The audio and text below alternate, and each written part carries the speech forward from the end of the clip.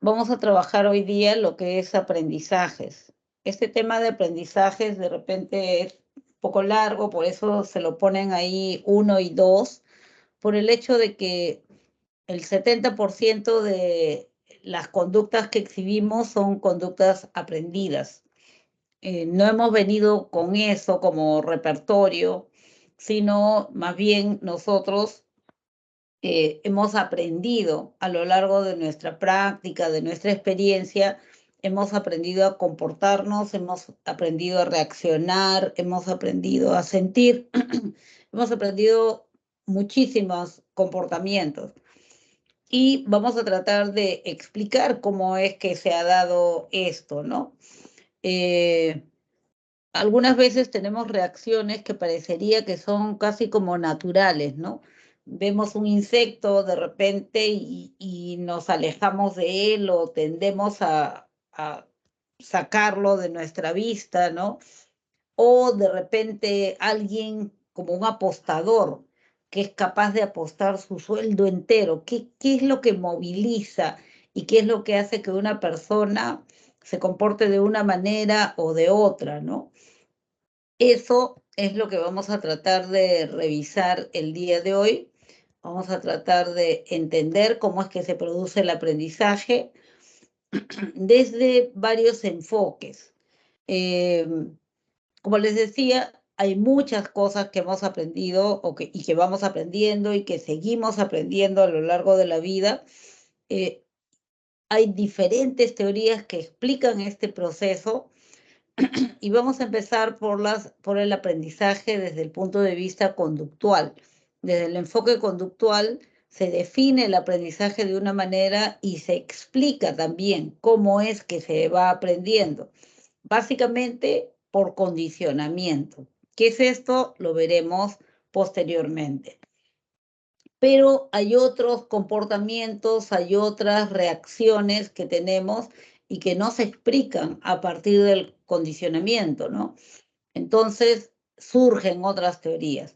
Vamos a ver qué piensan las teorías cognitivas sobre el aprendizaje, a qué se llama aprendizaje observacional, y basándonos en todo esto, en el enfoque conductual, en los principios que explican el aprendizaje, en el enfoque cognitivo, basándonos en todo eso, vamos a revisar una serie de estrategias que les van a servir a ustedes para poder aprender, o sea, estrategias de aprendizaje que las explican desde este marco teórico, pero que además sirven también de sugerencia para que ustedes puedan utilizarlas en su, en su diario trabajo, ¿no? En su diario trabajo intelectual, especialmente este que están teniendo actualmente de la preparación. ¿A qué se llama metacognición? ¿A qué se llama aprendizaje autorregulado y cooperativo? Términos que surgieron con mayor frecuencia durante la época de la pandemia, ¿no? Se hablaba mucho de aprendizaje cooperativo. ¿A qué se refiere? Bien, definamos aprendizaje en líneas generales, valga para todas las teorías. Cuando hablamos de aprendizaje, hablamos de un cambio o adquisición de comportamiento. Quiere decir, yo actuaba de una manera y ahora, a partir de mi aprendizaje, actúo de otra manera, ¿no? O sea, he cambiado. O de repente yo no sabía leer y ahora ya sé leer, ¿no? Entonces mi conducta ha sido adquirida, mi conducta de leer recién la he adquirido. Entonces, cuando hablamos de aprendizaje, hablamos de cualquier cambio o adquisición de conducta y que tiene una permanencia dentro de nuestro repertorio de comportamientos. Quiere decir, aquello que vas aprendiendo queda como parte de tu repertorio, como parte de tu bagaje de conocimientos, de comportamientos. Y la forma de aprender se genera a partir de la experiencia o la práctica. La práctica constante, la experiencia directa, porque me pasó a mí, o indirecta, porque lo vi a alguien, en alguien o de repente a alguien que le sucedió algo, porque lo vi, lo aprendí.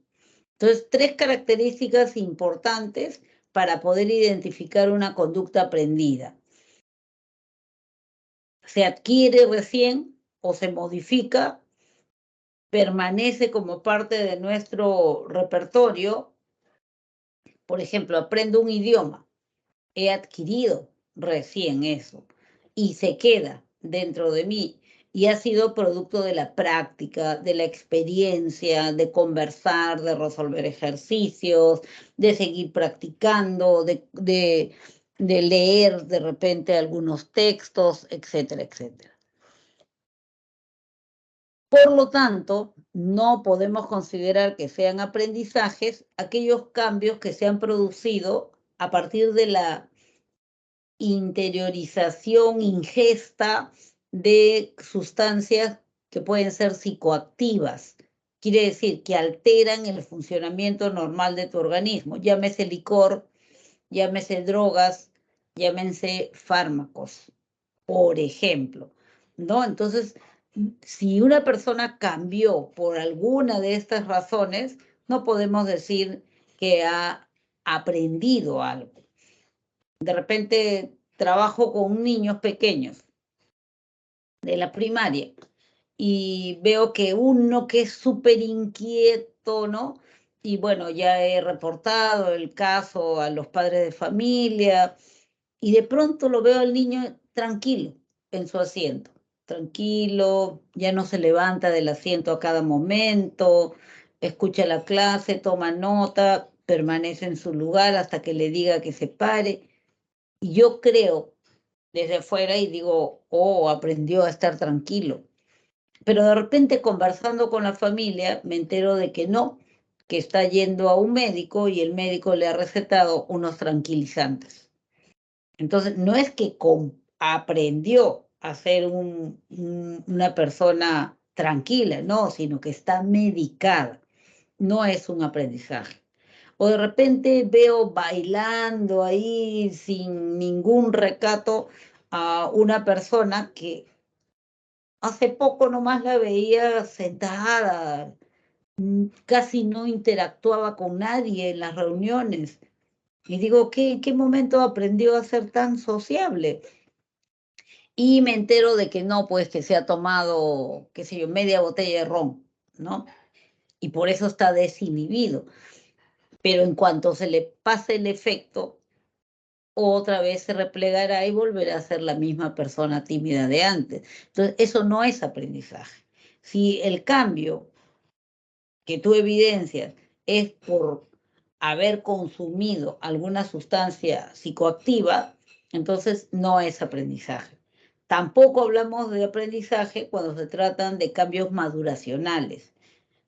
Sabemos que la maduración es un desarrollo espontáneo, ¿no? Por ejemplo, ay, aprendió a tener la voz más gruesa. No, no aprendió, sino que es producto de la maduración, del engrosamiento de sus cuerdas vocales, de la respiración, o sea, no tiene nada que ver con el aprendizaje.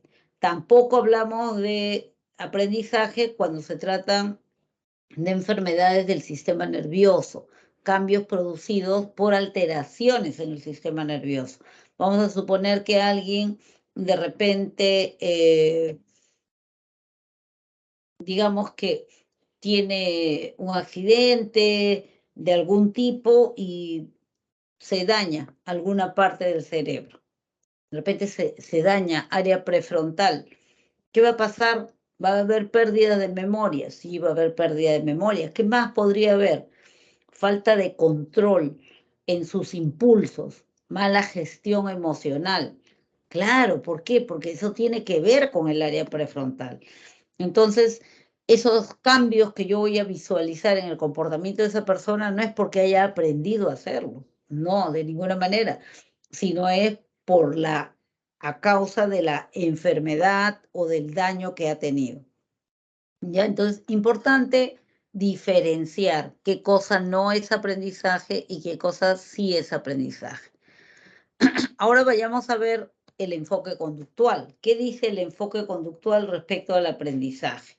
Lo que te dice el enfoque conductual es que el aprendizaje viene a ser cualquier cambio en la conducta observable, en la conducta manifiesta, en la conducta que tú puedes ver, que yo puedo ver, que todos pueden ver. Hay un cambio en esa conducta. Y eso se ha producido por la acción de factores ambientales. Algo en el exterior del sujeto actuó para que el sujeto se comportara de esta manera, para que cambiara su forma de actuar. Entonces allí estamos hablando de un aprendizaje desde el punto de vista conductual. Los teóricos conductistas nos hablan de estímulos, o sea, cualquier elemento que esté en el ambiente, sea antes de la conducta del individuo o sea después de la conducta del individuo, son estímulos. En el primer caso serán estímulos antecedentes y en el segundo caso serán estímulos consecuentes. Estímulos antecedentes, estímulos consecuentes. En el medio, la conducta. Entonces, para el enfoque conductual, los cambios relativamente estables en la conducta observable del sujeto se explican por la acción de los estímulos. Y a la conducta suele llamársele respuesta.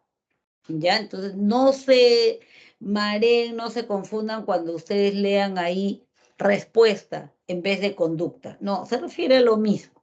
Tómenlo como un sinónimo. Bien, explicando las imágenes, la chica aprendió por experiencia directa que, bueno, todas las manipulaciones que te hace el dentista te provoca algún grado de dolor, ¿no? Entonces, no, no quiero, no quiero. Bien, muchos hábitos, dice, muchas actitudes, inclusive muchas reacciones emocionales se han aprendido bajo este principio de relación entre estímulos y respuestas. Algunas veces también, el otro ejemplo que tienen ahí, ¿no? El niño que no quiere hablar en público. Probablemente ha tenido alguna experiencia en la cual la reacción de los oyentes no ha sido favorable para él. O de repente ya directamente no le pasó a él, pero vio que a otra persona le sucedió. Y entonces, no, pues ya no quiere enfrentarse él a esa situación. Entonces, desde el punto de vista conductual, hablamos de aprendizaje para hablar de una relación entre estímulos y respuestas. Dice, es la predisposición para emitir una respuesta específica, rápida y probable, producto de la asociación sistemática entre estímulos y respuestas. Pero ojo, ténganlo claro, esos estímulos pueden ser antecedentes, los estímulos que están antes de que el sujeto emita su conducta, o pueden ser consecuentes, lo que sucede después que el sujeto emita su conducta. Esta especificación hecha nos da lugar a hablar de dos tipos de condicionamiento. ¿Qué es el condicionamiento? Es el principio de aprendizaje, el principio fundamental que va a explicar el aprendizaje desde el enfoque conductual. Se refiere a que una situación se vuelve condición para que el sujeto emita una conducta determinada. Otra vez reitero, esa situación puede ser antecedente o consecuente a la conducta. Hablamos de dos tipos de condicionamiento, el condicionamiento clásico y el condicionamiento operante. ¿A qué le llamamos condicionamiento clásico? Lo clásico suele ser lo conservador, lo primero, ¿no? Y operante también se refiere a una situación particular. En el condicionamiento clásico, el sujeto suele aprender a reaccionar ante un estímulo determinado. En el condicionamiento operante, el sujeto suele aprender a actuar de una manera determinada. En uno responde, en el otro actúa. En uno es prácticamente una respuesta pasiva, en el otro es una respuesta o conducta activa. Tenemos ahí a los principales representantes de estas dos variantes. Iván Petrovich Pavlov, quien es el artífice de la identificación del condicionamiento clásico, y Burgos Friedrich Skinner, quien es el principal representante del condicionamiento operante o condicionamiento instrumental. Vamos a ver el condicionamiento clásico. Hoy, cuando hablamos de condicionamiento clásico, hablamos del condicionamiento que fue identificado, desarrollado por Iván Pavlov. Iván Pavlov era un médico, fisiólogo, filósofo, tenía varias carreras como antes tenían también muchos científicos, ¿no? Entonces, él estaba haciendo un experimento sobre procesos de salivación. Quería saber si la cantidad de saliva que producía un animal al momento de ver la comida era proporcional a la cantidad de horas de deprivación. Entonces, bueno, tenía su propuesta teórica, su hipótesis, y bueno, hizo su experimento. Pero en ese experimento se dio cuenta de algo, que el animalito aprendió a reaccionar ante situaciones que inicialmente no eran las naturales para provocar la respuesta de salivación, que era lo que él estaba estudiando. Entonces, fíjense, su experimento era sobre el proceso de salivación.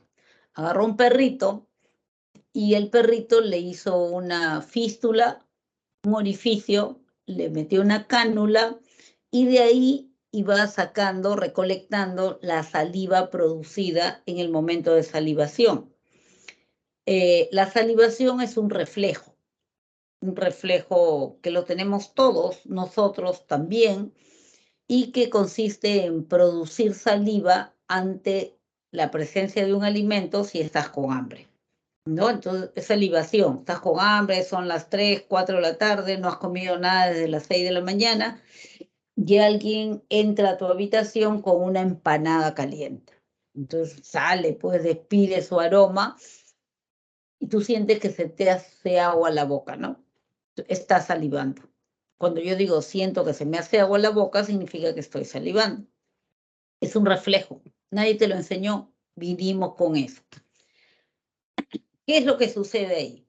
Ya. Entonces, él estaba haciendo su experimento y dentro, cuando presentó su informe final, presentó como otros hallazgos el hecho que les mencionaba de que el animal aprendió a salivar en momentos que no, ante situaciones que no eran normalmente las naturales. Entonces volvió a hacer otro experimento para poder demostrar eso. Él tenía una hipótesis al respecto. Entonces, ya hizo su investigación, todo, presentó. Y el procedimiento de investigación es el que se muestra allí. Empezó identificando elementos. Entonces, él lo que hace primero es lo siguiente. Dice, es normal, natural, que ante la comida el animalito salive. Claro, porque es un animal hambriento. Entonces, a la comida, que es lo que normal y naturalmente provoca la salivación, le llama estímulo incondicionado, como sinónimo de estímulo natural, ¿ya? Y la respuesta, que en este caso vendría a ser la salivación, es una respuesta innata. Nadie te la enseñó, es natural ante la comida. Le llama respuesta incondicionada, como sinónimo de respuesta fisiológica, respuesta refleja. Pero identificó también que existen elementos, situaciones que no provocan salivación. Por ejemplo, bueno, acá tienen el sonido del diapasón. Diapasón es un instrumento como el que ven allí, que cuando tú lo haces vibrar, genera un sonido que equivale a una nota musical. Se usa mucho para afinar instrumentos, la guitarra, el piano, ¿no? Emite un sonido. Ya. Bueno, el sonido del diapasón no provocaba salivación. Estoy estudiando la respuesta de salivación. No, no provocaba salivación. Podía estar sonando, sonando, pero el animalito no salivaba, no es un alimento, pues. A eso le llamó estímulo neutro o estímulo neutral. Y ahora viene la hipótesis de Pavlov.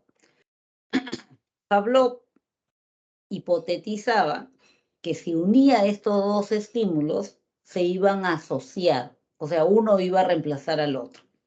Y lo que hizo justamente fue eso, asociar estos dos estímulos, presentarlos juntos. Sonaba el diapasón, entraba el investigador con la comida y el animal salivaba. ¿Por qué? Porque veía la comida, pues. Otra vez sonaba el diapasón, entraba con la comida, el animal salivaba. A la 11ª vez, dice Pavlov, o sea, lo hizo 10 veces, diapasón, comida, salivación, diapasón, comida, salivación, diapasón, comida, salivación. A la 11ª vez sucedió algo. Apenas empezó a sonar el diapasón, el animalito ya estaba salivando. Ya estaba salivando. ¿Ya? Entonces, a este estímulo que inicialmente era neutro, el sonido del diapasón, ya no le podía seguir llamando neutro, pues, porque neutro era el estímulo que no provocaba nada. Entonces le llamó estímulo condicionado, como sinónimo de estímulo aprendido. Y a esta salivación, que inicialmente era una respuesta incondicionada, ya no le podía llamar respuesta incondicionada, porque la respuesta incondicionada era una respuesta natural, era una respuesta refleja. Y esa salivación no era refleja, pues, porque no estaba ante un estímulo natural. Entonces le llamó respuesta condicionada. ¿Ya? Le llamó respuesta condicionada. Aquí, en este momento, se había producido el condicionamiento. ¿Qué pasaba con la comida? Ya, sonaba el diapasón, el animal salivaba. ¿Por qué salivaba? Por el sonido del diapasón, que significaba, vamos a suponer, que viene tu comida, empezaba a salivar. Y efectivamente, por acá faltaría, llegaba la comida, pues. Llegaba la comida. La comida pasaba a ser algo así como un reforzador. Bien en salivar, acá está tu comida. Ya está. Entonces, fíjense, aquí se produjo el condicionamiento. El animal aprendió a salivar ante un estímulo. Aprendió que el diapasón era la señal de que venía su comida. ¿Ya? Entonces aprendió a salivar ante un estímulo que inicialmente no era el estímulo natural, que inicialmente era neutro. Bien, eso es el condicionamiento clásico. Para probarlo, John Watson, psicólogo conductista, hace este experimento con un niño de 11 meses. ¿Cómo va a ser un experimento con un niño? Dirán, no es ético, de verdad no es ético. En esa época lo dejaron hacer, ¿no? Es más, el niño era su familia, ¿no? Entonces, ¿qué hizo él? Igual, como había hecho Pavlov, identificó un estímulo incondicionado que provocara una respuesta incondicionada. En este caso era, al golpear con un martillo un latón, provocaba un sonido pues horrible, ¿no? Estrepitoso, y el niño lloraba. el llanto era señal de miedo, ¿no? Entonces, el sonido estrepitoso provocaba miedo de manera incondicionada. Nadie le enseñó a tenerle miedo a ese ruido, pero de manera natural le daba miedo un ruido que no sabía de dónde venía. Ya tenía el estímulo incondicionado y la respuesta incondicionada. Ya. Ahora, encontró otro estímulo que no provocaba miedo. En este caso, un pericotito. Agarra pericotito, lo mete a la cuna. El niño, curioso, empieza a perseguirlo, lo jala, lo tira, juega con el animalito. Era un estímulo neutro, no provocaba miedo. Entonces dijo, ya voy a realizar esa asociación, esa relación entre los estímulos. Entre el estímulo neutro, ay chispa, lo cambié. Entre el estímulo neutro, otra vez. A ver, acá ya. Decía que, ya. Él lo que hizo fue, ya.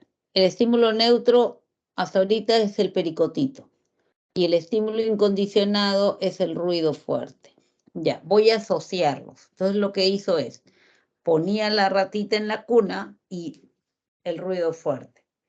La ratita en la cuna, el ruido fuerte. Consecuencia, el niño lloraba. ¿Por qué lloraba? Por el ruido fuerte, ¿no es cierto? Pero, ojo, se había asociado la presencia del pericotito, o sea, colocarle el pericotito en la cuna con el ruido fuerte. Él los había presentado juntos. Entonces llegó un momento, que fue a la tercera ocasión nomás, que apenas puso el pericotito en la cuna, el niño empezó a llorar. Aprendió a tenerle miedo. Aprendió a tenerle miedo. ¿Por qué? Porque se asociaron dos estímulos. Se produjo una asociación de estímulos. Se asoció el estímulo neutro con el estímulo incondicionado. Ahora me dirán, ¿y por qué no 10 veces como el perrito de Pavlov? Porque en el ser humano, aunque sea un niño pequeño, el recrear la imagen, o sea, el que me vuelvo a acordar y me vuelvo a acordar y me vuelvo a acordar y me vuelvo a acordar, funciona como ensayo de conducta. Es como si lo estuviera viviendo otra vez, ¿ya? Y eso hace que en muchos casos no necesites que te repitan o que suceda varias veces las cosas. Caminaba por esta calle oscura, ¿no? Y me asaltaron. La próxima vez que tenga que cruzar esa calle oscura, te juro que mi corazón va a estar a punto de salirse de mi pecho. Una vez nomás me pasó, suficiente, pero yo me acuerdo, y me acuerdo, y me acuerdo, y lo repito, es como si fuera otro ensayo, no necesito vivirlo de nuevo, yo lo revivo de nuevo, ¿ya? Entonces, provoca miedo. En este momento, él demostró de que efectivamente, pues sí, así se aprenden muchas de las emociones básicas. La ratita se volvió el estímulo condicionado para la respuesta de miedo en el pequeño Albert, que era el nombre de este pequeño. Así se explican muchas de las fobias que puede tener una persona, ¿no? Le tengo miedo a las alturas. ¿Con qué lo has asociado? Que te da miedo la altura. ¿Con qué lo asociaste, no? O le tengo miedo a los espacios cerrados. ¿Con qué lo has asociado, no? Entonces, eso habría que buscar. Muchas de las fobias, repito, se explican a partir del condicionamiento clásico, ¿ya? Y sobre eso todavía, para hacerlo más interesante, se crean otros condicionamientos, ¿no? Aprendió a tenerle miedo a la rata, por ejemplo, ¿no? Y si yo asocio la rata con otra cosa, por ejemplo, la palabra rata, pongo el pericotito, el niñito llora. porque ya aprendió a tenerle miedo. Después digo, rata, pongo el pericotito, el niño llora. La próxima vez que diga rata, aunque no ponga el pericotito, el niñito va a llorar. Entonces se van formando asociaciones de segundo, tercer, cuarto orden, lo cual se arma toda una cadena. Bien, pero me dirán, está bien, es correcto, así aprendemos algunas cosas, sobre todo muchas emociones, pero no todo lo aprendemos así. Hay cosas que las hago, yo aprendí a hacerlo porque yo quise, ¿no es cierto? Porque yo quise. Y Skinner te va a decir, un momentito, no es tan así. Lo que tú has aprendido a hacer y lo que tú haces por tu propia voluntad, lo sigues haciendo porque la consecuencia que tiene tu conducta es favorable, es agradable, es buena para ti. Pero si la consecuencia que tiene tu conducta, tu comportamiento, es más bien adverso, desagradable para ti, con alta probabilidad dejas de hacer eso. Sí, tiene razón, ¿no? Tiene razón. A esto le llamó condicionamiento operante. Skinner lo que dice es, la conducta se adquiere, desarrolla y mantiene por las consecuencias que produce en la situación, en el entorno. Las consecuencias, el estímulo consecuente, es lo que va a hacer que tú sigas repitiendo algo o que dejes de hacerlo.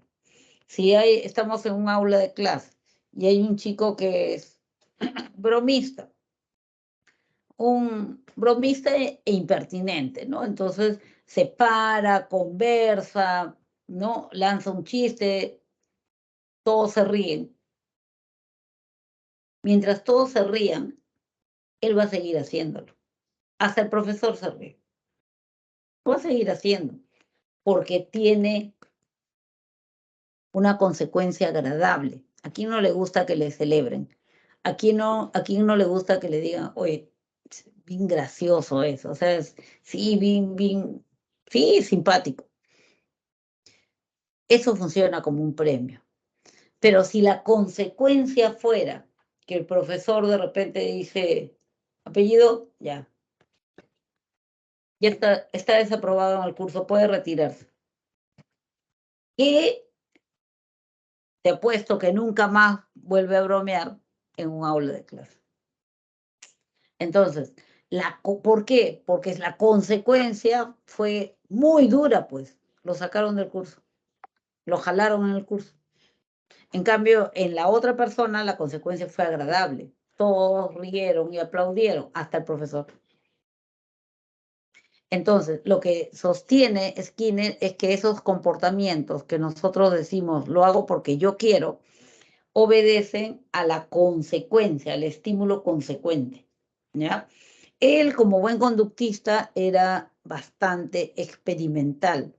Entonces, manda a construir esta jaulita conocida como la caja de Skinner. La caja de Skinner es una jaula experimental. Tiene una serie de botones, palancas, surtidores de comida, tiene un montón de dispositivos que él ha mandado poner. Tiene lunas por unos lados, pared concreta por otro lado, rejillas por otro lado, etcétera, etcétera. Entonces, ¿qué hace ahí? Él experimenta con animales menores. Se le llama animales menores a los animales chicos, ¿ya? Una paloma, una ardilla, una rata. Vamos a ver este caso de la rata. Ya.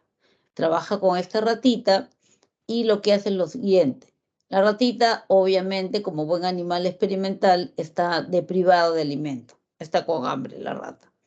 La mete ahí y la rata pues corre de un lado para el otro, chilla, araña, muerde, hasta que de pura casualidad, presiona este botón rojo.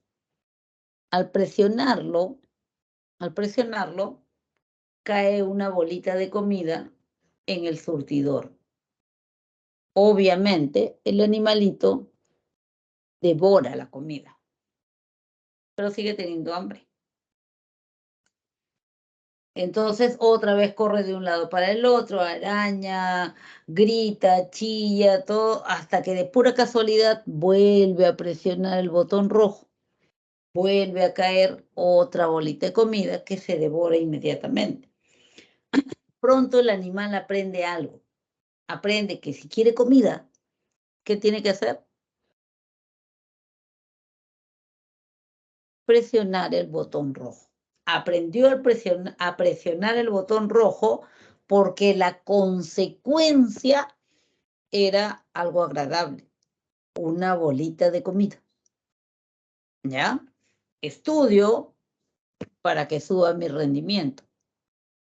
Entonces, por la consecuencia, termino toda la tarea porque la profesora me va a poner una estrellita, una carita feliz en mi tarea. Entonces, él dice, se aprende por la consecuencia. Otro ejemplo. Ya está, la ratita está aquí, ha comido y Skinner activa otro mecanismo. Entonces empieza a pasar corriente eléctrica por la rejilla donde está parado. ¿Agradable o desagradable? Que pase corriente eléctrica debajo de tus pies. Desagradable, ¿no es cierto? Entonces el animal chilla, corre, araña, hasta que de pura casualidad, presiona el botón verde. Cuando presiona el botón verde, desaparece la corriente eléctrica debajo de sus patas. Pero como ha sido casualidad, ya lo soltó y otra vez le está pasando corriente y otra vez chilla y otra vez corre, golpea, tira con la cabeza y de pura casualidad presiona el botón verde. Desaparece la corriente eléctrica. Pronto el animalito aprende algo. Aprende que si tiene presionado el botón verde, va a desaparecer la corriente eléctrica. Ahora también aprendió, pero aprendió a presionar el botón, la conducta de presionar el botón, porque su conducta tenía como consecuencia la desaparición de un estímulo desagradable. ¿Qué era lo desagradable? La corriente en la rejilla. Su conducta provocó que desapareciera un estímulo desagradable, una consecuencia desagradable, un estímulo consecuente desagradable, que le podríamos llamar estímulo aversivo o estímulo repulsivo, si quiere, ya, pero es un estímulo desagradable, ¿ya? Entonces, bien, con esto y algunos otros experimentos, Skinner demuestra pues que efectivamente, ¿no? Muchas conductas son mantenidas o reducidas por las consecuencias que tiene. Yo sigo haciendo algo que me genere momentos agradables, pero dejo de hacer aquello que tiene consecuencias desagradables para mí. Aquí dice Skinner, además, de que en este aprendizaje por condicionamiento operante, le llama operante porque el sujeto ahora tiene un rol activo, tiene que ir y presionar el botón rojo, tiene que ir y presionar el botón verde, ¿no? Entonces, siempre se identifica una triple relación de contingencia. Triple porque son 3 elementos. Relación de contingencia porque hay una relación de coincidencia. Hay 3 elementos que coinciden. Estos elementos que los vas a encontrar en todos los aprendizajes operantes o instrumentales son estímulo discriminativo, respuesta operante, estímulo consecuente. El estímulo discriminativo viene a ser la señal que te va a indicar que tú puedes hacer algo, que la probabilidad de que la consecuencia de tu conducta sea la que tú esperas es alta. ¿Ya? Vamos a suponer que en la cajita de Skinner hubiera habido una lucecita roja. Una lucecita nada más. Entonces, presionar el botón rojo funcionaba cuando la luz estaba prendida. Pero de repente, cuando la luz estaba apagada, por más que presionara el botón rojo, de repente no funcionaba. ¿Ya? Entonces, vamos a suponer que funcionaba con la luz prendida. La luz vendría a ser el estímulo discriminativo. ¿Para qué? En ese caso, bueno, ahí les han puesto el ejemplo para presionar la palanca. Entonces, el estímulo discriminativo es el que te señala la alta probabilidad de que la consecuencia sea la que tú esperas. ¿Y cuál es la consecuencia que esperará esta ratita al presionar la palanca? Que le caiga la comida. Entonces, es altamente probable que si tú presionas el botón o la palanca, en este caso, cuando la luz está encendida, te va a caer una bolita de comida. Esa es la triple relación de contingencia, que la puedes ubicar, la puedes encontrar en todos los aprendizajes por condicionamiento operante. Ya tienen otro ejemplo, dice, ve el aviso de discoteca, ingresa a bailar y la consecuencia es que mantiene su conducta de bailar, de estar en la discoteca, es que va a poder tener amistades nuevas, ¿no? Esa, para el ejemplo que están dando, vendría a ser la consecuencia que, sí, que refuerza el comportamiento de ir a bailar solo a una discoteca, ¿no? Veo el aviso, es la señal, sí, aquí es altamente probable de que si yo ingreso, voy a conseguir amigos. Dos o hasta tres podríamos señalar como los principios fundamentales del condicionamiento operante. Tenemos el reforzamiento, el castigo y la extinción. ¿Qué es reforzamiento? Reforzamiento es el principio de aprendizaje que te explica por qué aumenta la frecuencia en la emisión de una conducta. El reforzamiento se presenta cuando una conducta aumenta su frecuencia o se aprende, ¿no? El castigo es el principio que va a explicar por qué disminuye la frecuencia de emisión de una conducta. En otras palabras, por qué alguien deja de hacer algo. En un castigo siempre la conducta en cuestión disminuye. Hablaba un montón de lisuras, ahora ya casi no habla. Reforzamiento siempre te va a explicar por qué alguien ahora emite con mayor frecuencia esa conducta. Por ejemplo, ahora siempre se lava las manos antes de almorzar. Por ejemplo, ¿no?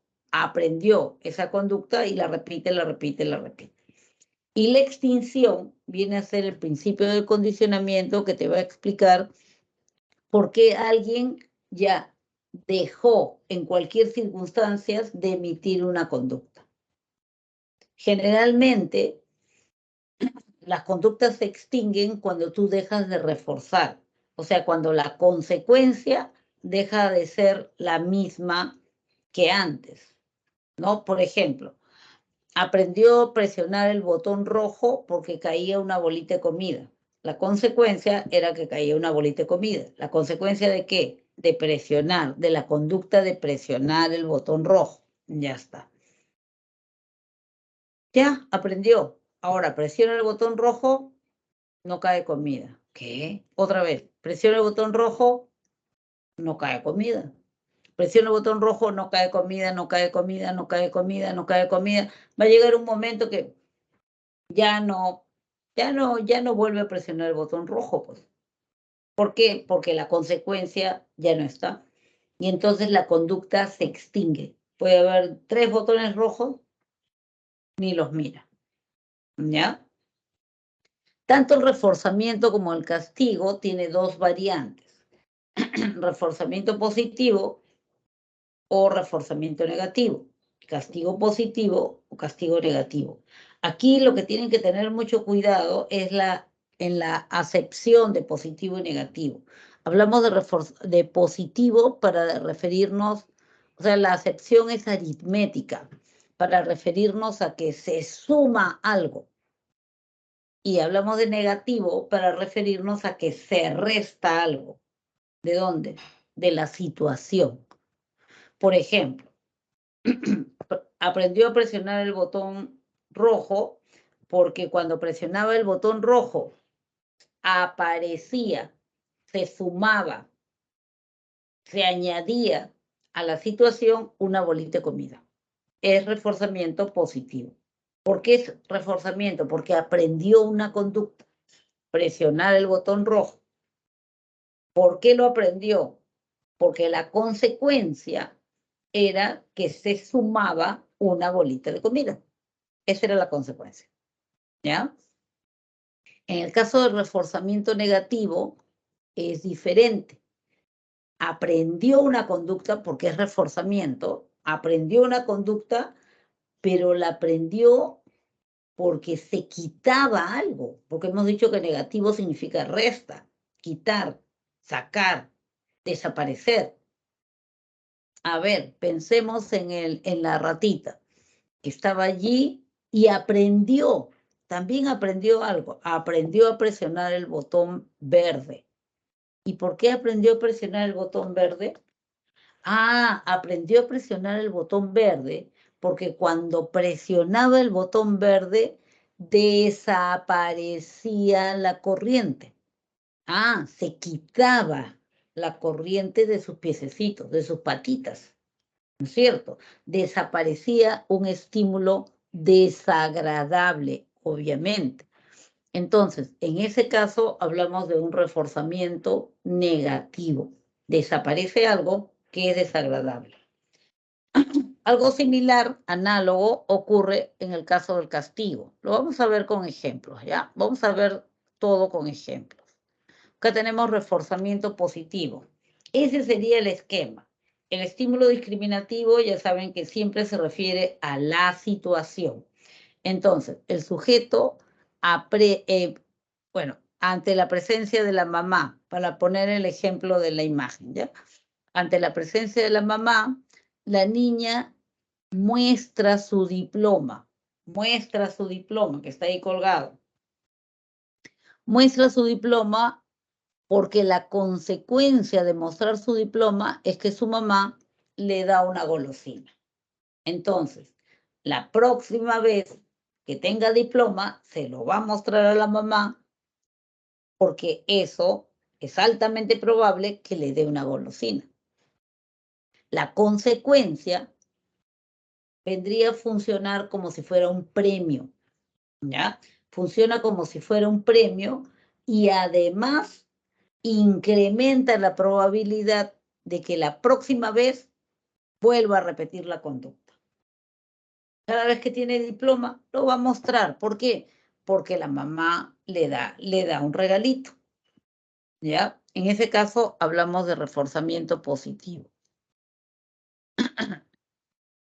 En el caso del reforzamiento negativo, aprende una conducta porque su conducta hace desaparecer o reducir algo. Ejemplo, dice, igual está ante la presencia de la mamá, el niño, a ver qué dice ahí, ayudaste a tu hermano con las tareas, ahora yo cargaré esto. Ya, el niño, ¿qué aprendió? Aprendió a ayudar a su hermano en las tareas. ¿Por qué? Porque la consecuencia es que le van a quitar el peso de lo que tenía que llevar, ¿no es cierto? Que probablemente es algo desagradable, pues a nadie le gusta estar cargando mucho peso, ¿no? Ahí tiene una tremenda caja que le han puesto al pobre niño. Entonces, ya, como le quitaron ese estímulo desagradable por haber ayudado a su hermanito en las tareas, es muy probable que la próxima vez también ayude al hermanito en las tareas, ¿no? En el caso del ratoncito, de la ratita, veíamos de que la ratita aprendió a presionar el botón verde, porque al presionar el botón verde desaparecía, se quitaba, se restaba el estímulo desagradable. La corriente era en ese caso, ¿no? En el castigo, les decía, también sucede igual. En el castigo también sucede lo mismo. En una situación determinada, ¿no? El sujeto, siempre que hablemos de castigo, estamos hablando de una conducta que se reduce, siempre. Por eso los castigos generalmente se usan para reducir las conductas antisociales, las conductas inadecuadas, ¿ya? Chispa, lo volteé. Bien, en este caso, ya, el castigo positivo, o sea, va a reducir una conducta, va a dejar de hacer algo porque aparece algo, ¿no? Es que como es positivo, se va a sumar algo. Caramba, lo volví a envolver. Qué barbaridad. Ya, vamos a verlo de nuevo. El castigo acá. Están ahí, ¿no? Ya, está bien. Ya, mira, dice, el sujeto aquí va a reducir una conducta, les decía, va a dejar de hacer algo. ¿Por qué lo deja de hacer? Lo deja de hacer, o por lo menos ya lo hace menos, porque se le quita algo, o perdón, se le suma algo, porque es positivo, ¿no? Se le suma algo. Entonces, él baja la frecuencia de emisión de la conducta porque se le suma algo. En este caso, ya, para usar el ejemplo de la imagen, este sujeto, de repente lo sorprendieron robando, ¿no? Sorprendieron robando, lo que ha sucedido en muchas comunidades, ¿no? Con alguna frecuencia, sorprenden a alguien robando, entonces la comunidad lo golpea, le da latigazos. Bien, sin comentarios. Entonces, la próxima vez que el sujeto se encuentre en esa comunidad, es altamente probable que este sujeto no va a robar nada, pues. No va a robar nada. ¿Por qué? Porque la consecuencia es que recibe algo que es muy desagradable, latigazos, en este caso, ¿no? Latigazos. A esos latigazos le llamamos estímulo consecuente punitivo o estímulo consecuente aversivo o estímulo consecuente desagradable. ¿Ya? Ahora, en el caso del castigo negativo, el sujeto también va a reducir su conducta, ¿no es cierto? Porque es castigo. En el castigo siempre se reduce la conducta, pero ahora va a reducir la conducta porque la consecuencia es que se resta algo, se le quita algo. Obviamente, si yo quiero que deje de hacer algo y le voy a quitar, le tengo que quitar algo que le guste, ¿no es cierto? Entonces, la consecuencia es que le quitan, que pierde algo que sí le gusta y no lo quiere perder, pues. Entonces, vamos a suponer que es la mamá. Dice, te dije que si no hacías tu tarea, te quitaría tu tablet, ¿no es cierto? Pobre está que lo defiende con manos y piernas, pero ahí va, se dan cuenta, la conducta de desobedecer, ¿no? De desobedecer, de dejar las tareas sin hacer, se va a reducir, ¿no? Se va a reducir, ¿por qué? Porque la consecuencia es que le quitan algo que le gusta. En este caso era la tablet, ¿no? Podría ser, para poner otro ejemplo, el niño dice muchas lisuras. Entonces la mamá le dice, ¿sabes qué? Ya que dices tantas lisuras, dame tu celular. Yo no te voy a permitir que estés hablando con las demás personas si va a ser para que estés hablando lisuras. Trae acá tu celular. ¿Pero cómo me vas a quitar mi celular? Trae acá el celular. Le quito su celular. ¿Por qué? Por decir lisuras. ¿Quién lo hizo? La mamá. La próxima vez que vea a la mamá, lo más probable es que no diga ni media lisura, ¿Por qué? Porque si no le quita algo que le gusta, ¿ya? Delante de los amigos de repente va a seguir diciendo lisuras, porque ellos no son discriminativos para el castigo, negativo en este caso. Pero la mamá sí es discriminativa, porque ella es la que le quitó el otro día y se lo confiscó una semana, sin celular, por hablar lisuras en la casa. Entonces, la próxima vez que esté la mamá en la casa, él se va a cuidar mucho de no decir lisuras, reduce su conducta de decir lisuras, porque ante la mamá es altamente probable que él pierda algo. La otra vez perdió su celular, ahora de repente le quita la laptop, ¿no es cierto? Entonces, eso es castigo negativo. Como se habrán dado cuenta, faltaba extinción. La extinción se refiere a la desaparición de una conducta que previamente tú has aprendido. Una conducta que previamente tú has aprendido. ¿Por qué? ¿Por qué se suprime esa conducta? ¿Por qué desaparece la conducta? Porque ya deja de recibir el mismo reforzamiento. Vamos a suponer, la ratita aprendió a presionar el botón rojo porque recibía una bolita de comida. Ahora presionó el botón rojo, no hay comida. No cayó nada de comida. Volvió a presionar el botón rojo, no cayó comida. Volvió a presionar el botón rojo, no cayó comida. Presionó, no cayó comida. Va a llegar un momento en que ya no va a presionar el botón rojo. Eso se llama extinción de conducta, la desaparición de una conducta que previamente yo la había aprendido, ¿ya? En cualquiera de los tipos de aprendizaje que haya tenido. Bueno, el ejemplo que les han puesto es la chica saludaba y la otra amiga le respondía el saludo. Saludaba y eso mantenía la conducta.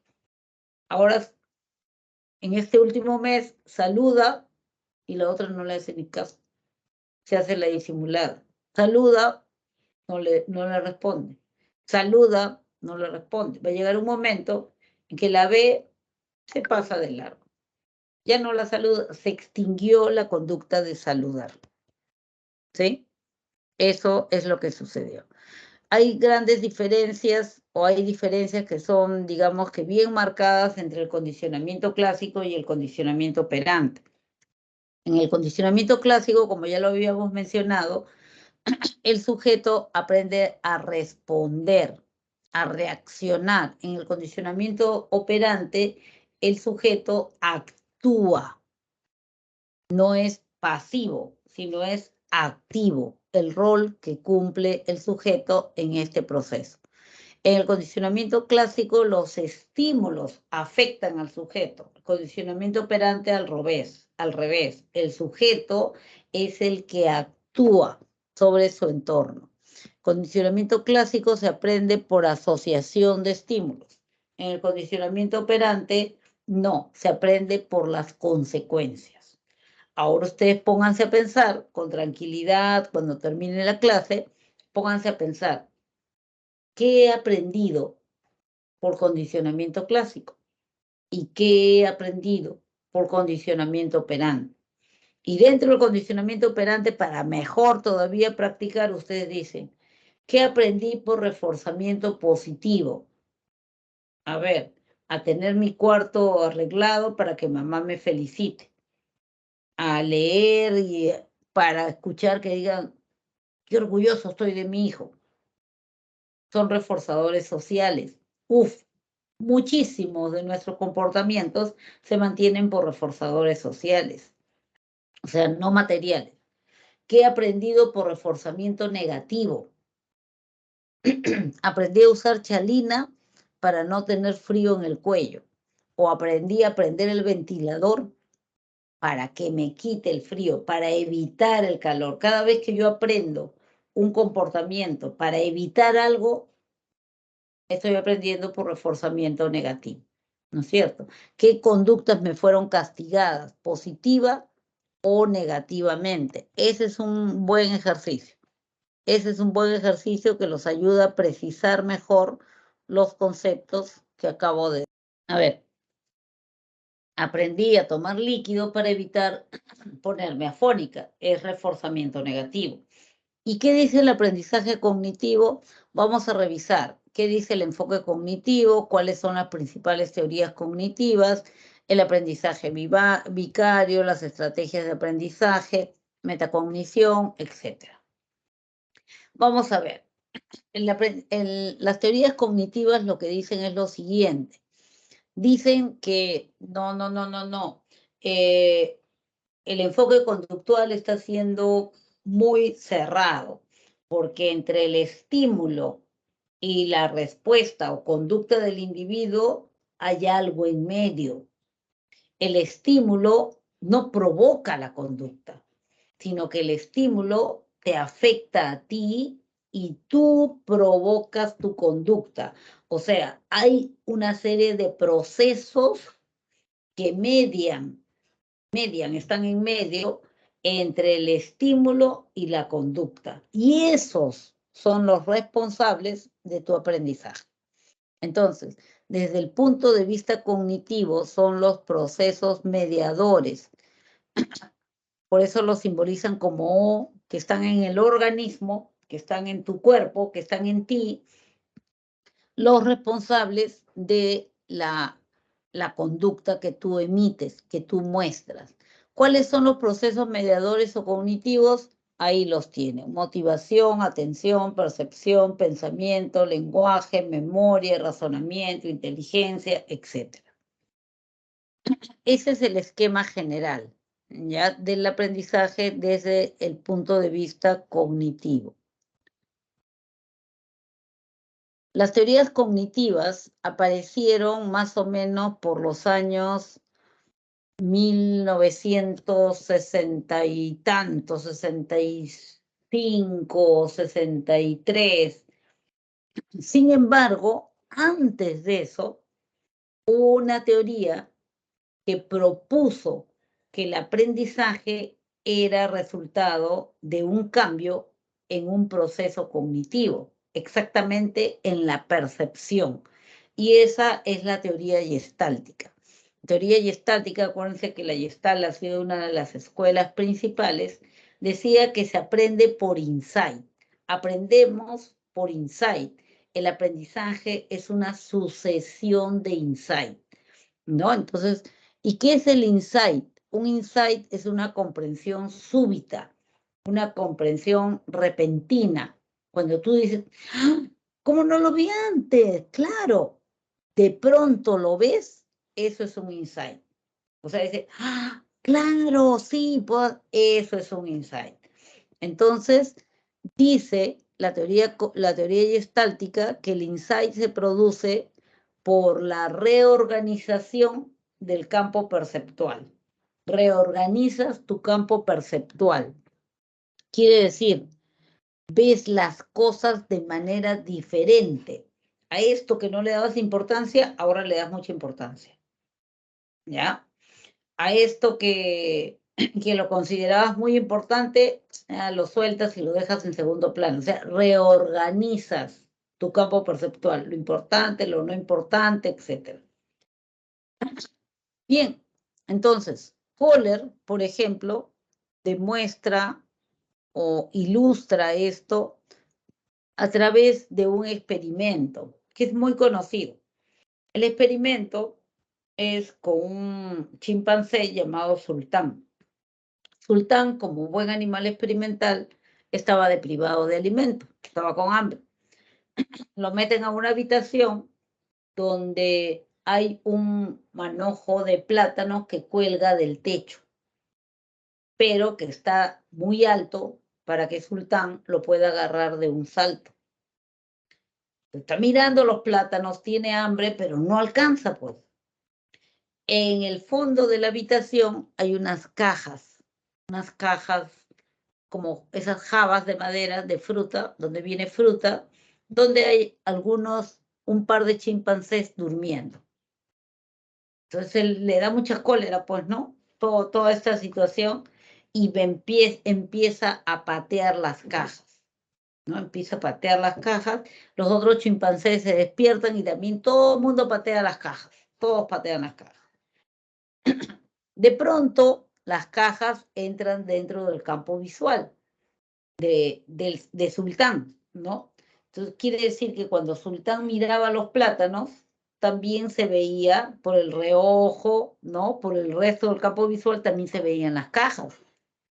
Entonces, Kohler, Sultán se dirige así de frente a las cajas y empieza a apilarlas, una encima de otra, encima de otra, encima de otra. Se sube, alcanza los plátanos y empieza a comerlos. En el momento en que Sultán vio las cajas, ya no como el sitio donde dormían sus compañeros, sino como peldaños, como si Sultán hubiera dicho, las cajas, ¿no? Como si recién las hubiera visto. En ese momento, dice, se produjo un insight, ¿ya? Entonces, con este experimento, Kohler quiere demostrar que efectivamente, pues, todo aprendizaje depende de la reorganización de tu campo perceptual. Cuando aprendes algo, eso te lleva a interpretar, a ver las cosas de manera diferente. Y eso es aprendizaje. Eso es aprendizaje. O sea, cuando interiorizas algo, un nuevo conocimiento, eso te hace ver las cosas diferentes. Y de pronto como, ya entendí, ¿no? Ya me di cuenta. Claro, ¿cómo no me di cuenta? Eso es un insight. Y la suma de insight es lo que se conoce con el nombre de aprendizaje. Bien, tiene razón. O sea, la escuela gestáltica era del corte cognitivo, porque la percepción es un proceso cognitivo. Entonces, ¿esta es una teoría cognitiva? No, porque la corriente cognitiva apareció en los años 60, 1965, 64. Y esta teoría es mucho más antigua, ¿ya? De los 1920 por ahí. Entonces, se le considera como una teoría precursora de las teorías cognitivas, una teoría precursora. Se van a revisar 3 teorías cognitivistas, o sea, sí, netamente cognitivistas. Las teorías del procesamiento de información, la teoría del aprendizaje por descubrimiento y la teoría del aprendizaje significativo, ¿ya? ¿Qué dice la teoría del procesamiento de información? Que en realidad debería decir las teorías del procesamiento de información. Las teorías del procesamiento de información en realidad son una suerte de analogía que se ha establecido entre el funcionamiento de una computadora, de un computador, y el funcionamiento del cerebro, del aprendizaje. ¿Ya? Por ejemplo, dice, cuando tú utilizas una computadora, metes información que forma parte del input, ¿no es cierto? Metes información a la computadora, agarras tu teclado y ya, introduces la información. Esta información es procesada a través de ciertos programas que tú ya has instalado en la computadora. Y como resultado, tú vas a tener un material, una información procesada, con Excel, con Word, con lo que tú trabajaste. Algo semejante, dice, sucede cuando tú aprendes, procesas información, procesas, almacenas y recuperas la información. Entonces dice, el input vendría a ser el equivalente al registro sensorial, ¿no? Tú agarras tu laptop o tu computadora y introduces información a través del teclado. Ya, en este caso son los órganos sensoriales los que capturan y registran la información. Entonces, el registro sensorial es el análogo del input. El procesamiento, o sea, lo que pasa en el procesador central, aunque todo esté ahora en una sola placa, lo que sucede en el procesador central es el equivalente a lo que sucede con los procesos cognitivos, que se dan, dicen estas teorías, de manera tan ordenada como si fuera un programa computacional.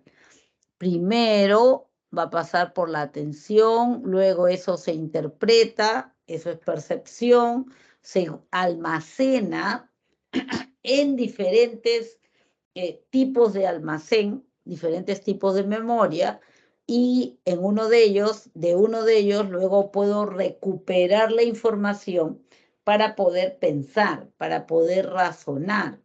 Y eso va a dar lugar a que yo tome decisiones y actúe. Y eso vendría a ser la conducta, ¿ya? Entonces, para las teorías del procesamiento de información, el aprendizaje es análogo a lo que sucede en una computadora, ¿ya? Donde el procesamiento, el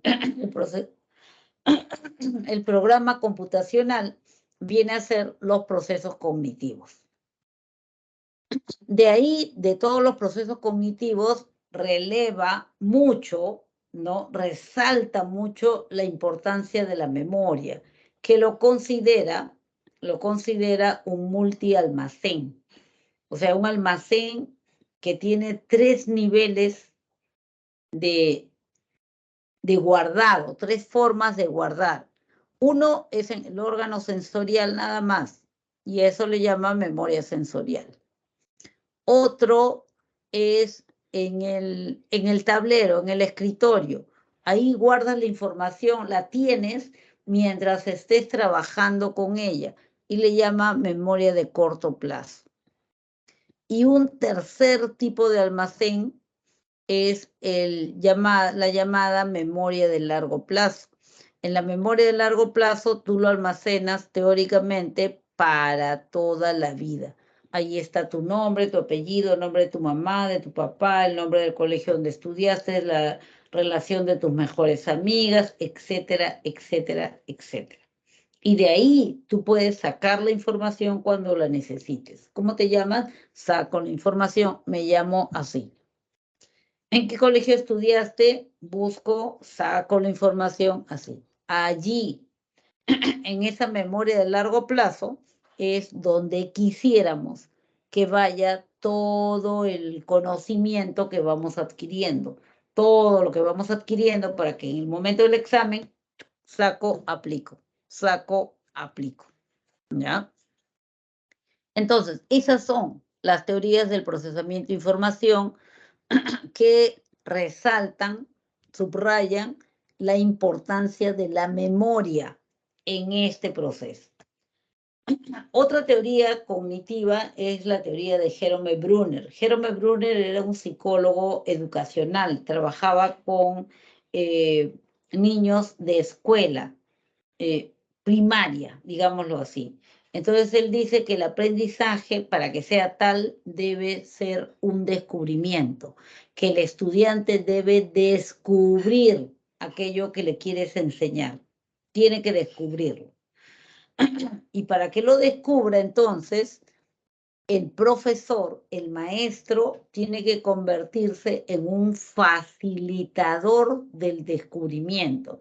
Quiere decir que tiene que disponer el material, los elementos, las actividades en clase que permitan que el estudiante, oh, claro, puede ser así, descubra, ¿ya? Entonces, el maestro lo que va a hacer es, va a disponer. Por ejemplo, quiero enseñarles sobre dignidad.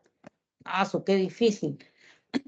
Entonces busco lecturas de personas dignas. Entonces este grupo va a leer sobre Paquita la Digna. Este grupo va a leer sobre la dignidad de un estudiante. Y este grupo va a leer sobre la dignidad de los presidentes. Y luego cada grupo me va a dar su definición de dignidad. A partir de un caso concreto, ellos me van a dar su versión, su definición que han concluido, y yo voy a unir todas junto con ellos y vamos a llegar a una conclusión, a un concepto, a una regla, a una norma. Dice que la construcción se da siempre de manera inductiva. Primero se observa, se reúnen las características, se reconocen las semejanzas que puedan tener y se saca una conclusión general que puede ser un concepto, que puede ser una regla, que puede ser un principio, etcétera, ¿no? Cada estudiante va a ir descubriendo a su propio ritmo, ¿sí? Eso, en líneas generales, viene a ser el aprendizaje por descubrimiento. Jerome Brunner, el autor. Otra teoría del corte cognitivo es la llamada teoría del aprendizaje significativo. La trabajó y la desarrolló David Ausubel. David Ausubel también era un psicólogo que trabajaba a nivel escolar, a nivel de estudiantes escolares. Entonces él dice, algo muy importante, pero muy importante, es que el maestro consiga que los estudiantes puedan establecer una relación de anclaje entre lo que ya saben, le llama saberes previos o saberes antiguos, y los conocimientos nuevos, ¿ya? Tiene que establecer un vínculo fuerte entre esto. Entonces, ¿qué es lo primero que va a hacer el maestro? Va a sondear, va a extraer todo lo que saben sobre el tema que les quiero enseñar los estudiantes. Entonces, cuando yo sepa qué saben los estudiantes de repente qué saben sobre la gravedad, porque les quiero enseñar el concepto de gravedad. Ah, saben esto, que en realidad no son conocimientos teóricos, no tienen conocimientos teóricos, pero tienen experiencias, ¿no? Tienen experiencias, vivencias que pueden relacionarse. Entonces, estos conocimientos nuevos que yo le quiero dar, tengo que buscar la forma de que sean vinculados con lo que ya saben. A ese vínculo le llamo anclaje, se produzca un anclaje, como el ancla, pues. Se agarra de ahí, se sujeta, ¿no? Entonces, el aprendizaje se va a volver significativo cuando el sujeto le encuentre sentido a lo que yo le estoy enseñando, a lo que yo quiero que aprenda. Entonces, a eso le llama aprendizaje significativo. Puede utilizar razonamiento inductivo, deductivo, no importa. Pero el asunto es que produzca el anclaje. Por ejemplo, ¿ya? Este anclaje puede ser de ida o de vuelta, o sea, puede ser que el conocimiento previo, lo que yo ya tenía, sirva de sostén para que los conocimientos nuevos se enganchen ahí. Puede ser un caso, puede ser al revés, puede ser que lo que yo sabía atrapa lo nuevo, o puede establecer una relación de analogía. Y entonces así lo vinculo. Pero lo importante es que se produzca ese vínculo. Eso es lo importante. Y la tarea del profesor es averiguar qué es lo que sí saben. Para entonces yo puedo disponer este conocimiento nuevo de tal manera que sea, comillas, atrapable. ¿Ya? Eso es lo que debe hacer. Decía hace un rato, ¿no? Supongamos que yo quiera enseñarle el concepto de gravedad. Entonces pongo gravedad en la pizarra. Díganme todo lo que saben sobre gravedad. Alguien que está enfermo, tiene que ver con la ambulancia, Es una emergencia, empieza con G. No, pues, o sea, no me ayuda. Lo que saben no me ayuda. Entonces yo formulo preguntas y le digo, ¿alguna vez se les cayó su lápiz? Sí, claro, a mí, a mí, a mí, a mí. Ya. ¿Hacia dónde se cayó? Hacia abajo. Ah, hacia abajo. ¿Y alguna vez se les cayó algo más grande, como un libro, un diccionario grueso o una pelota? Sí, claro. ¿Hacia dónde se cayó? Hacia abajo. ¿Y por qué siempre las cosas se caen hacia abajo? Ah, no sé. ¿Por qué se caen hacia vamos a descubrir. Entonces, ahí yo ya voy despertando todas las experiencias o vivencias que pueda tener con la gravedad. Y esas vivencias que ellos tienen van a servir del ejemplo que se van a enganchar en el concepto que les voy a dar. Es por la gravedad que se cae hacia abajo. Ahí voy a producir el enganche. Entonces, la tarea del maestro también es importante, muy importante. El anclaje debe ser sólido. En algunas ocasiones, también puedo utilizar como forma de anclaje los estilos del sujeto, la forma de hablar. Alguna vez les he dicho, hagan su resumen, pero no copien nada. O sea, lean, sí, su boletín, lean sus apuntes, desaparezcan lo de su vista, agarren una hoja en blanco y escriban ahí con su forma de escribir, con sus palabras. Entonces, ¿qué estoy haciendo en ese caso? Con mis palabras, con mi estilo, atrapo el conocimiento nuevo. Ya establecí el vínculo. Se convirtió en aprendizaje significativo. Acuérdense que lo que es significativo va a la memoria de largo plazo. Y eso se queda para siempre. ¿Ya? Otra forma de aprender que es importante que conozcan es el aprendizaje observacional.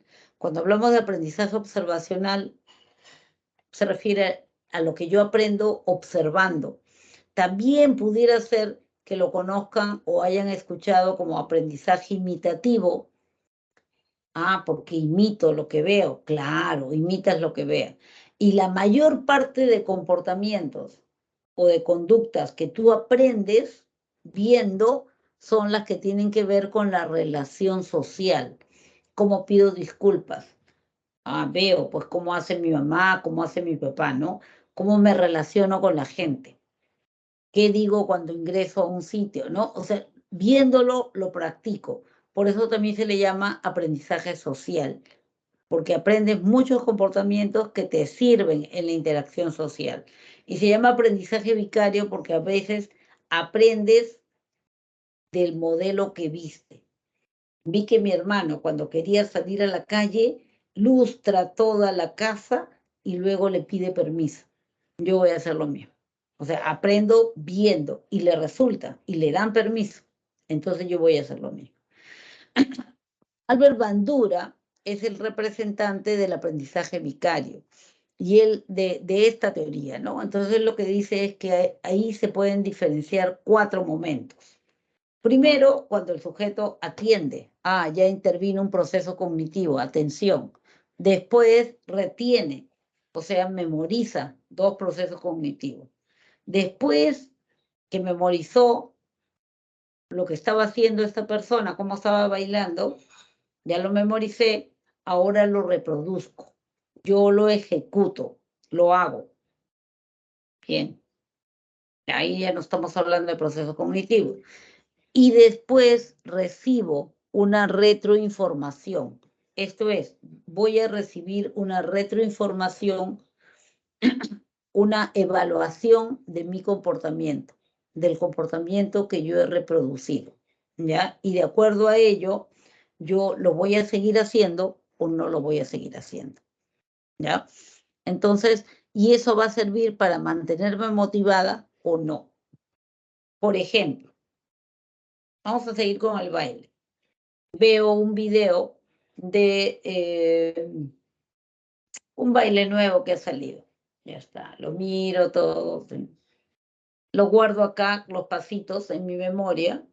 Llego a mi casa, me encierro en mi cuarto y pongo la música y empiezo a bailar. Ya está.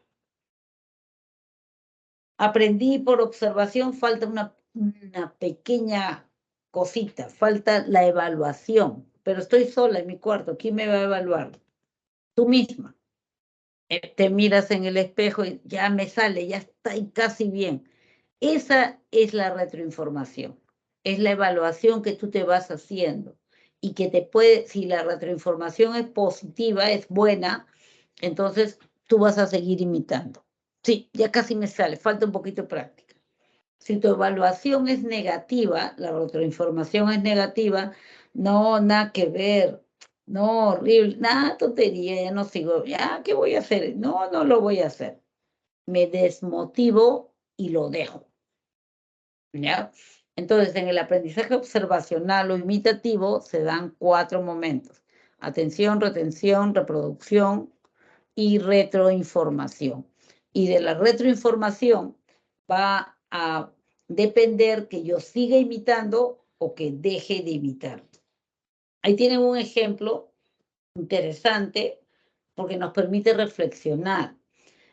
El televisor, aunque ese sea antiguo, pero el televisor, la tablet, el internet en general, te brinda muchos modelos que tú tienes la posibilidad de imitar o no imitar.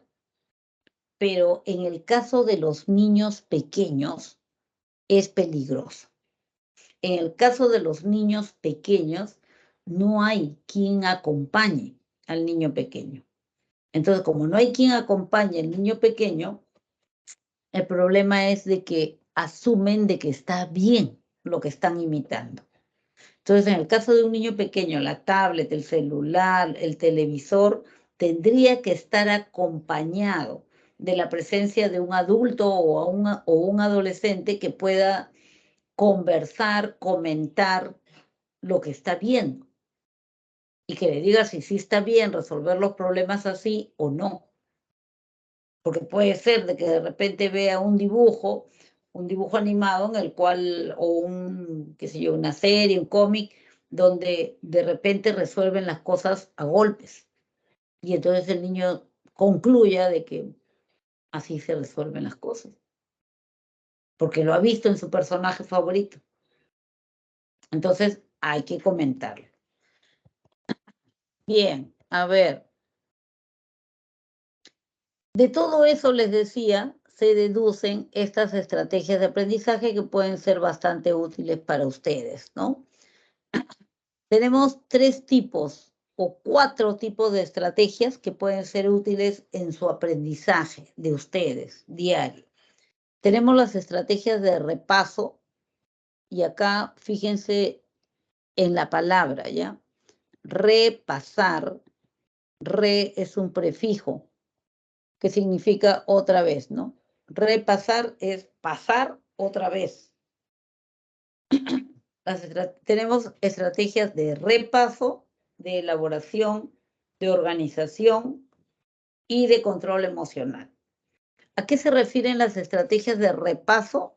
Aquellas estrategias donde yo vuelvo a pasar el material sin alterarlo significativamente. Por ejemplo, leo mi boletín y resalto. Esta es una estrategia de repaso. Yo no he alterado la forma de redactar del constructor. Lo único que he hecho es resaltarlo. Puede ser subrayar, también es una estrategia de repaso. Puede ser que yo copie de repente este parrafito bien importante, lo copio en mi ficha. Este de acá abajo también es importante, lo copio igualitito. También estoy repasando. Puede ser que lo repita oralmente, ¿no? Lo repita varias veces. Manco capacinchi roca yo que yupanqui maita capa manco capacinchi roca yo que yupanqui maita capa manco capacinchi. Lo repito varias veces hasta que se me quede. Todo eso son estrategias de repaso, todas esas. ¿Las estrategias de repaso son buenas o no? Sí, son buenas, pero no son suficientes. ¿Qué significa que no son suficientes? Significa que no puedes decir estudié si solamente repasaste. No, estás confundiendo. Porque cuando repasas, repites, y la información se va a la memoria de corto plazo. Estoy trabajando con el material, lo tengo acá, pero en cuanto lo dejo o cuando voy a estudiar otro curso, necesito espacio, pues, y la memoria a corto plazo es limitada. Y si está llena, tienes que deshacerte de eso para poder almacenar lo otro. Y qué cólera que invertiste tanto tiempo para que no se te haya quedado. ¿Qué tendrías que hacer? La recomendación es, tendrías que crear tu propio material. Hay dos formas, dos tipos de estrategias que te pueden ser útiles. Estrategias de elaboración y estrategias de organización. Cualquiera de las dos te permite crear material. ¿Qué es una estrategia de elaboración? Es cuando tú creas algo, una redacción. Para eso puedes utilizar el parafraseo, puedes utilizar una metáfora, pero te van a permitir elaborar un resumen, por ejemplo. Entonces yo agarro mi hoja en blanco, agarro una hoja en blanco, y aquí voy a escribir lo que yo he entendido. Ya leí mi boletín, ya leí mis apuntes, lo dejo y ahora yo hago mi resumen. Puedo utilizar parafraseo, dice ahí. ¿Qué significa? Significa que yo, al momento de leer, generalmente, lo que voy a hacer, y para entenderlo, voy a tratar de decir lo mismo, pero con mis propias palabras. Ah, pero cuando yo hice mi resumen, también hice lo mismo, claro. Cuando elaboras un resumen, tú parafraseas.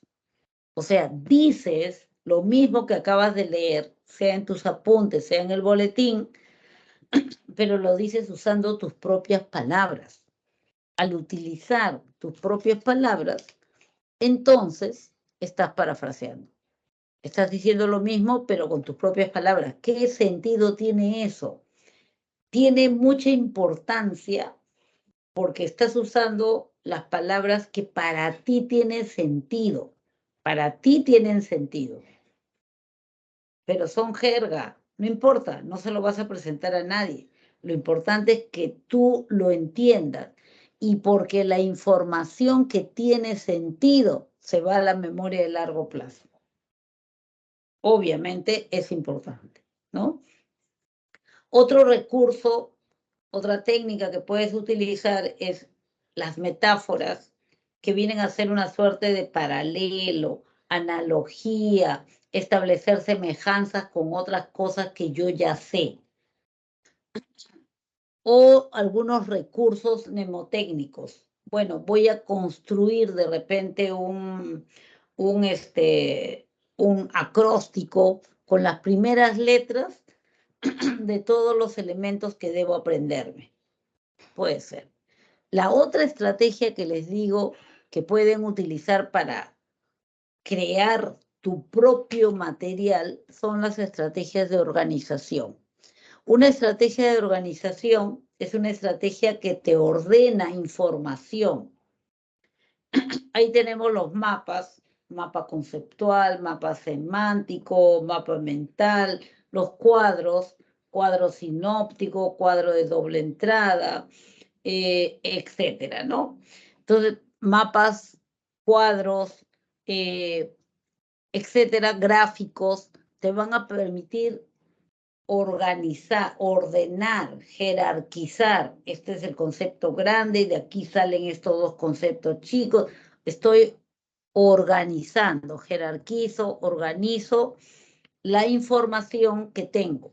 Ojo, cuando yo utilizo una estrategia de organización, o sea, un mapa, un cuadro, no utilizo párrafos. No se acostumbren, he visto algunos estudiantes que hacen su mapa conceptual o su mapa semántico y copian todo un párrafo del boletín. No hagan eso, porque ahí le quitan autenticidad, le quitan identidad a su trabajo, le quitan significatividad. Lo que tendrían que hacer, o lo que se hace cuando uno elabora mapas, cuadros, es utilizar palabras cargadas de significado, o sea, sustantivos, adjetivos, verbos. Eso es lo que utilizo. Sustantivos, adjetivos, verbos, para que sea fácil de leer. Apenas lo veo, ya estoy entendiendo. Fácil para mi memoria también. Entonces, primero repaso, después puedo utilizar una estrategia de organización o una de elaboración. ¿De qué depende? De lo que más domines. Lo que tú domines estará bien. Ya terminé, ahora sí, ya estudié, acá tengo mi resumen. Todavía no. Tienes que evaluar si este resumen está bien hecho, si es útil o no es útil. ¿Cómo evalúo? Agarro cualquier cosa que evalúe, una práctica, un cuestionario, algunos ítems de repente relacionados con el tema y resuelvo, pero resuelvo como si fuera un examen, sin celular, sin copia, sin nada. Entonces luego que he terminado de resolver, agarro las claves de respuestas y corrijo. Y ahí me doy cuenta en qué estoy bien, que no. A ver, bien, bien, bien, mal. ¿Por qué me equivoqué aquí? A ver, ¿dónde está el resumen? Uy, yo lo había entendido mal. La evaluación sirve para que yo depure, corrija, afirme mi propia creación. Y esto no lo había puesto, lo pongo ahorita. Entonces, con eso vas a tener pues un resumen completo, ya corregido, ya revisado, todo. Y ese material que te queda como evidencia, lo vas a utilizar después cuando ya tengas que repasar. Ya también puedes utilizar exámenes, simulacros y todo eso. Ahora, hay otro grupo de estrategias conocidas con el nombre de estrategias de aprendizaje, de autocontrol emocional. Las estrategias de autocontrol emocional no sirven para un curso en particular. Las estrategias de autocontrol emocional son útiles para el aprendiz, para ustedes. Son útiles para ustedes, o sea, sirven para que ustedes se encuentren en el mejor estado posible, en el mejor estado posible, porque si no están en el mejor estado de salud mental, va a haber interferencias o bloqueos, como a algunas les pasa, ¿no? ¿Cuáles son los puntos que más debemos atender? 3. El control emocional, ¿no? Entonces, hay que revisar. Si yo no puedo controlar mis emociones, me desbordo, siento que estoy angustiada, que estoy ansiosa, entonces debo aprender a relajarme.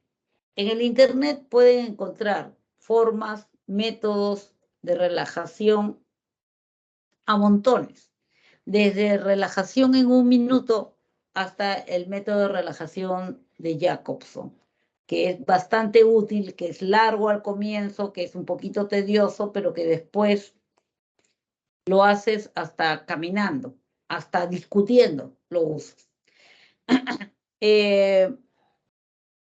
Ya, hay hasta videos instructivos en YouTube, ¿no? Pueden usarlo. Entonces, si yo aprendo a controlar mis emociones, voy a tener esa ventaja de la tranquilidad, mayor lucidez, para poder abordar y resolver los problemas, ¿sí? Relajo mis músculos, sí, pues. pero tu cerebro lee. Acuérdense que el cerebro tiene conexión con todas las partes de tu organismo. Si tú estás tensa, tu cerebro lee tensión, peligro, activa el hipotálamo activa el sistema nervioso simpático, tu corazón empieza a latir rápido, estás transpirando, etc. Si tu músculo está relajado, entonces el cerebro lee, músculo relajado, no hay peligro, siga trabajando el sistema nervioso parasimpático, puedes dormir bien, estás más tranquilo, buena digestión, etc. Otra cosa que hay que revisar cuando queremos lograr el autocontrol emocional es cuáles son las creencias que yo tengo sobre mí misma, cuáles son las creencias que yo tengo sobre mí misma. Eso es algo que tengo que revisar. ¿Cuáles son mis ideas sobre mi propia eficacia, sobre mi propia forma de rendir? ¿Cuánto confío en mí? Y si no confío, si me doy cuenta que no confío en mí misma, entonces es importante que yo me muestre a mí misma evidencias de que sí soy bueno, pues en algo, sí soy bueno en algo, que además me he preparado, he hecho mis resúmenes, acá están las evidencias. Esas evidencias las puedes poner ahí, a la vista, para que tú misma tengas como un recordatorio de que has tenido logros, de que has tenido de repente éxitos también en algunas actividades que realizas. Y la tercera parte que habría que revisar es la referente a la autoestima. Cuando hablamos de autoestima, hablamos de la valoración que tú te das a ti mismo. Te consideras que eres bueno, consideras que no eres bueno. Ahí habría que revisar también una serie de ideas, de pensamientos que yo puedo tener sobre mi propio valor. ¿Tengo logros a lo largo de mi vida o no tengo logros? ¿O nunca logré nada? ¿Nunca he vencido un reto en toda mi vida? Sí, ya, anótalo. Pégalo ahí para que tú mismo tengas ese recordatorio de las veces o situaciones o retos que has vencido antes. Y entonces puedas seguir adelante, ¿ya? Y finalmente vamos a hablar de lo que es metacognición. Cuando hablamos de metacognición, estamos hablando del conocimiento de tu propia estrategia de aprendizaje. La metacognición responde a la pregunta ¿cómo aprendí? Tú te preguntas ¿cómo aprendí? O ¿cuándo aprendo más? ¿Cuándo aprendo mejor? Y te respondes, bueno, cuando estudio solo, cuando estudio en grupo, cuando estudio tempranito en la mañana, cuando estudio tarde en la noche. Entonces, ir conociendo mi propio proceso de aprendizaje me va a servir para que yo pueda planificar mejor mis actividades. Si yo, por ejemplo, haciendo metacognición, me doy cuenta de que yo he rendido mejor cuando he estudiado tempranito en la mañana, entonces empiezo mi horario de estudio tempranito en la mañana y ya no me trasnocho por gusto, porque si no voy a tener que volver a estudiarlo otra vez. Si yo me di cuenta que aprendo o rindo mejor cuando estudio solo que cuando estudio en grupo, ¿para qué sigues yendo al grupo de estudio? No, pero luego regreso y lo vuelvo a ver en mi casa. Doble tiempo, cuidado. Entonces, la metacognición te sirve para planificar mejor tus estudios, para mantener controlado, verificando tus avances. Tú vas controlando. ¿Por qué? Porque vas revisando. ¿Aprendí? ¿No aprendí? Sí, subí, no subí mi puntaje. Subí. ¿Por qué subiste? A ver, ¿qué hice de nuevo ahora? ¿Qué cosa sí me funcionó? ¿Qué cosa no me funcionó para descartarlo y planificar otra cosa, probar otra cosa? Entonces, la metacognición te sirve para controlar tu propio proceso de aprendizaje y te sirve también para ir evaluando tus resultados. cuáles son tus fuertes, cuáles son tus débiles, qué cosa vas a hacer por ellos. ¿Ya? Importante aprender a hacer metacognición. Finalmente tenemos ahí dos conceptos que les decía durante la pandemia, un poco como que esto surgió, se revisó más, ¿no? El aprendizaje autorregulado. El prefijo auto significa hacia uno mismo, ¿no es cierto? Entonces, cuando digo aprendizaje autorregulado, se refiere a que lo regulo yo misma. Eso es, lo regulas tú misma. Se refiere a gestionar deliberadamente tus procesos cognitivos y emocionales para poder aprender. Lo que Goleman hablaba de la inteligencia emocional, ¿no es cierto? De la gestión de emociones, de aprender a identificar tus emociones y expresarlas cuando todavía están en un nivel bastante pequeño. Entonces, todo eso tiene que ver con tu aprendizaje también. Tú vas regulando tu propio proceso de aprendizaje a partir de la metacognición que te vas haciendo. Y hablamos de aprendizaje cooperativo cuando se refiere al aprendizaje del estudio en equipo. Entonces yo tengo este grupo de trabajo. En este grupo creo que yo soy la mejor en matemáticas. Entonces yo explico a los demás lo que ellos pudieran no haber entendido.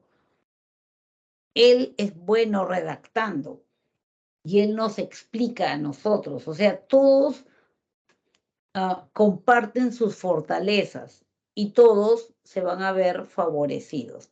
A eso le llamamos aprendizaje cooperativo.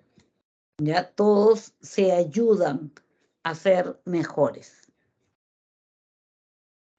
Y bueno, colorín colorado, vamos a revisar ahora lo que son las prácticas. La práctica, 3 preguntas de la práctica, o 4 de repente.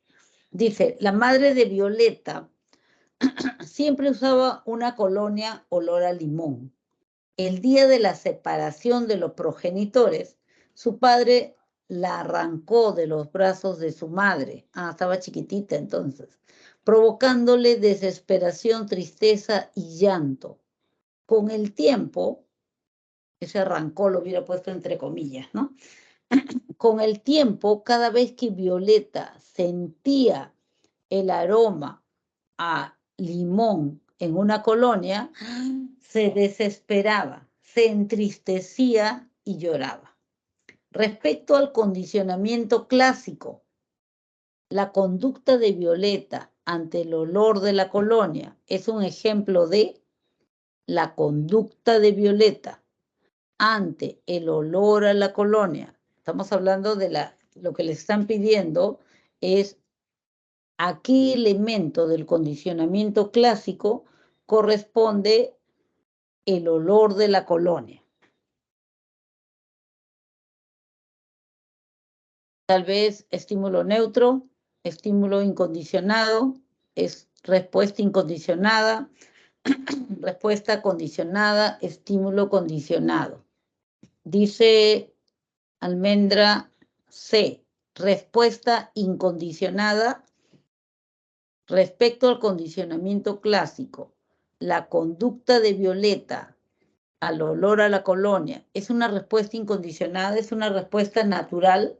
Todos los que huelen a colonia con aroma a limón se desesperan. Eso sería una respuesta incondicionada. ¿Qué dicen? Abran su micro si quieren. ¿Qué sería? A ver, dice la D. Entonces la D. Sería una respuesta condicionada. Con el tiempo, cada vez que Violeta sentía un olor a colonia, ¿no es cierto? Se desesperaba, ¿no? Se desesperaba, con tristeza, lloraba. Sí, es una respuesta condicionada. Claro, aprendió a reaccionar de esa manera ante ese aroma, por un condicionamiento, por asociación de estímulos. Lo asoció con la separación de su madre, ¿no? Vamos a la segunda. Marisela quiere que su hijo deje de mentirle. Para esto, cada vez que le descubre una mentira, le quita la tablet que él usa para jugar online con sus primos. Esto ha disminuido la conducta de mentirle. Considerando el condicionamiento operante, la medida tomada por Marisela se relaciona con el concepto de ¿qué aplicó ahí la señora? ¿Qué aplicó?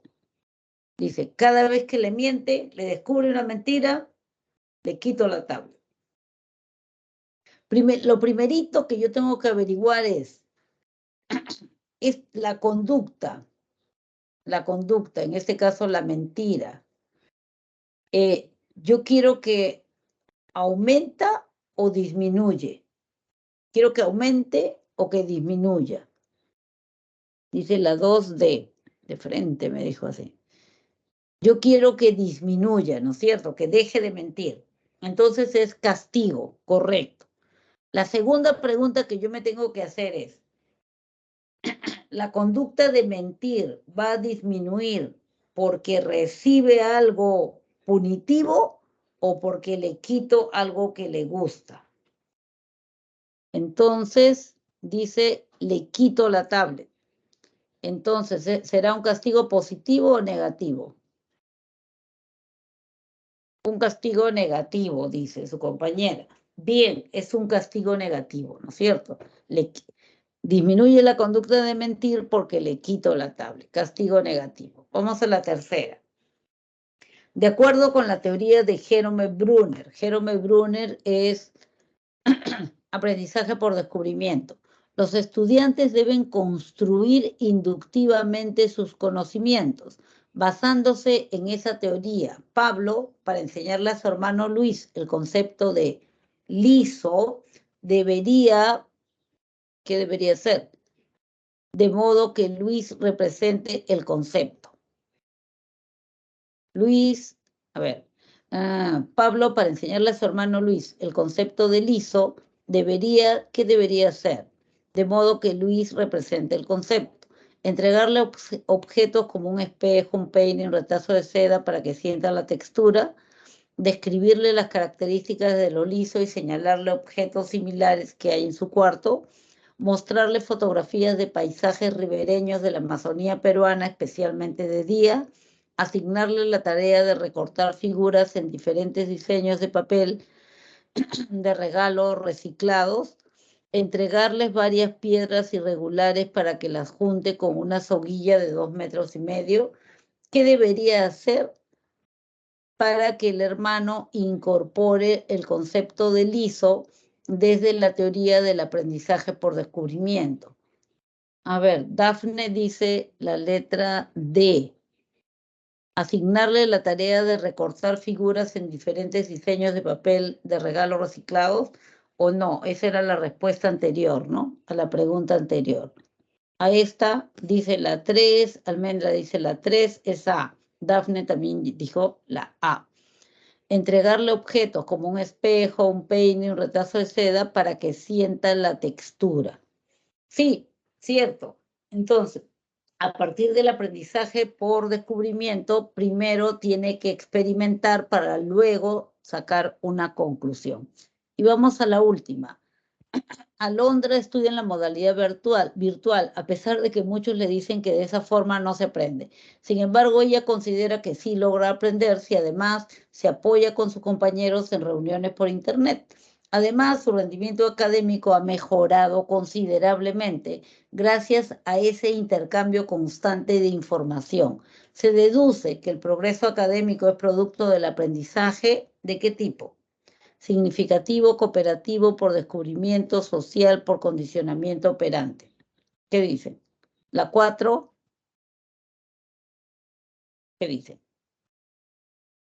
B, bien, Carolina, es aprendizaje cooperativo porque entre todos se están apoyando. Bien, chicos, es todo. Si todavía tienen algunas dificultades o interferencias que no dejan rendir al 100%, pueden pedir una cita en el departamento psicopedagógico para poder ser atendidos de manera individual, personal, y poder llegar a explotar el máximo de su potencial. Esa es la clave de respuestas para que la utilicen luego que ya terminaron de resolver la práctica. Y eso sería todo por ahora. Muchísimas gracias. Ya nos estaremos viendo la próxima semana. Chao, que les vaya bien.